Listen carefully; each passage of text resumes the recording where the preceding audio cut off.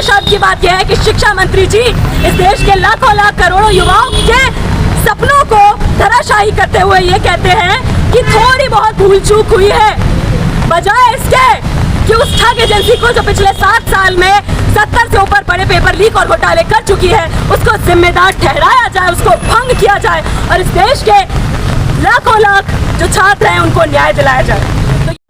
और जर्नलिस्ट महोदय, मैं तो ये कहना चाहूँगा कि आज जिस तरह से हमारी लोकतंत्र का जो सिस्टम है उसमें शिक्षा व्यवसायीकरण हो गया है।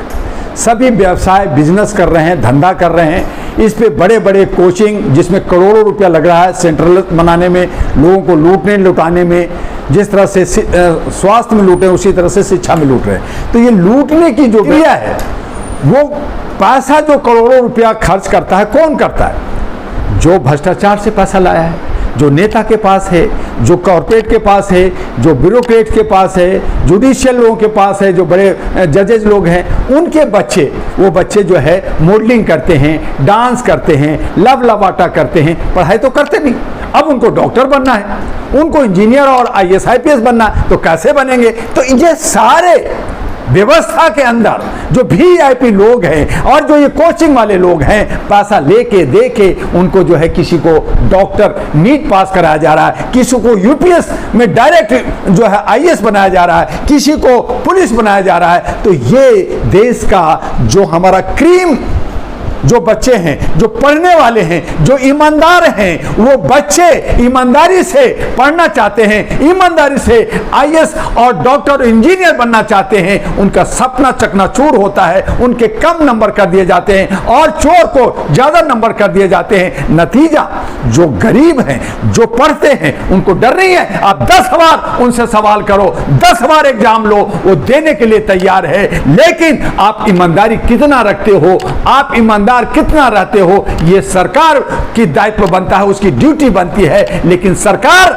और उसके जो पैसे वाले लोग हैं, जो जुडिशियल में जज और लोग हैं, जो नेता लोग हैं, ये सब VIP कल्चर में बड़ों को बचाते हैं, गरीबों को मारते हैं। तो गरीब जो है कहता है आप एक बार नहीं 10 बार कैंसिल करो, एग्जाम लो, मैं दूंगा। लेकिन जो लोगों को डर है, जिनको ये नीट में 1500-1550 लोगों बच्चों कहा कि मैंने ग्रेस दिया है, वो दोबारा एग्जाम दे सकते, वो एग्जाम क्यों नहीं दिया? वो भाग क्यों गए? क्योंकि उन्हें पता था कि मैं जितना नंबर आज है वो नंबर भी मेरा खत्म हो जाएगा, वो एग्जाम ही नहीं दिया। तो इसका मतलब यह है कि चोरी से, आप चकारी से, आपको नीट के अंदर आप लीक कर करके पेपर, आप एग्जाम के हर एग्जाम में, चाहे पुलिस का हो चाहे अन्य का हो, सभी जगह आप लीक कर करके आप पैसे वाले को आगे बढ़ाते हो, गरीब को पीछे रखते हो। गरीब बेचारा क्या करे? देश छोड़ करके वो चला जाता है अमेरिका, लंदन, पेरिस। तो आप जानबूझ कर करके जो योग्यता रखता है, जिनमें क्रीम है,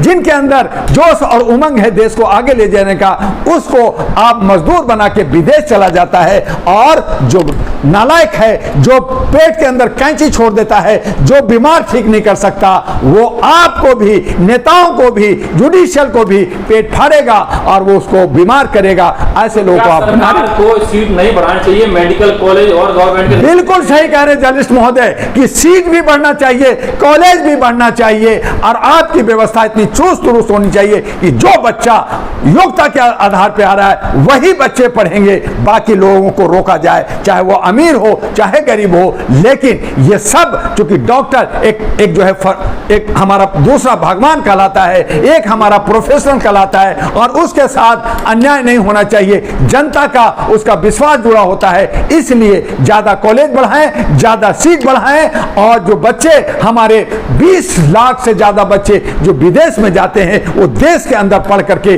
देश की भविष्य को ठीक करें। पेपर जिस तरह से लीक पेपर का बहुत बड़ा एक पेपर काफी लीक होने लगे हैं इस बार, लेकिन तो आपको क्या लगता है कि पेपर ऑनलाइन होना चाहिए या फिर पेपर ऑफलाइन होना चाहिए? किस तरह से होना चाहिए? जर्नलिस्टों से कैसी बात है? आज हम कहते हैं देश विकास कर गया है, क्या गरीबों के पास, सबके पास लैपटॉप है? क्या उसके पास नेट है? क्या उसकी व्यवस्था है? गांव देहात में ऐसी व्यवस्था बना रखा है। तो ऑनलाइन आप सेंटर में करते हैं, लेकिन गरीबों को जो गांव से आता है या उनको भी सिखाइए ना कंप्यूटर।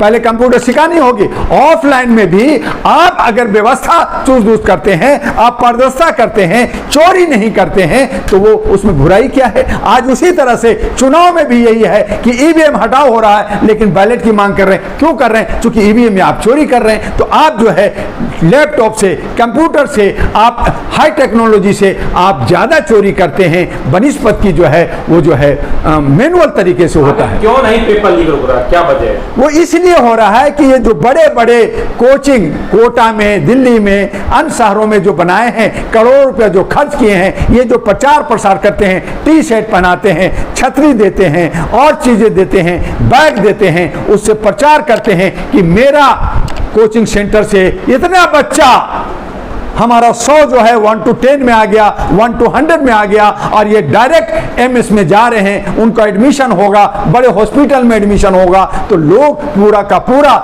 जो हमारा 25 लाख बच्चे का परिवार है वो कहता है इसी कोचिंग में पढ़ाओ। तो ये कोचिंग का एक कंपटीशन है, ये पैसे वालों का ये दादागिरी है, और उसमें कहीं ना कहीं नेता इन्वॉल्व है, और कहीं ना कहीं जुडिशियल भी उसमें उतना ही जवाब दे। जिनको संज्ञान रातों रात लेना चाहिए, जिस तरह से नेताओं पे संज्ञान लेते हो, जिस तरह से वीआईपी कल्चर में संज्ञान लेते हो, यहाँ डेट पे डेट हो रहा है। आप सुन रहे नहीं सुन रहे? अरे संज्ञान लो कि खत्म हुआ, अब दोहरा लो, और अगर कहीं गलत करा उनको फांसी लगाओ, उनकी चल संपत्ति जब्त करो। आप कुछ नहीं कर रहे। कितना पैसा लूटा, कहां गया, कोई पकड़ा ही नहीं जा रहा। आप जो है कर दिया, जैसे बाबा को क्लीन चिट दे दिया, एफआईआर में नाम नहीं दिया, बाबा ने लूटा, उनको जो है वहां का चीफ मिनिस्टर का संरक्षण मिल रहा है। आप जो है एजुकेशन में, आप बाकी जगह, हर जगह सिर्फ संरक्षण कर करके आप जो है बड़े बड़े ठेकेदारों को आप जो है संरक्षण दे रहे हैं, और गरीब के हक को मार रहे। वो उसकी जो है उसकी ईमानदारी और उसकी जो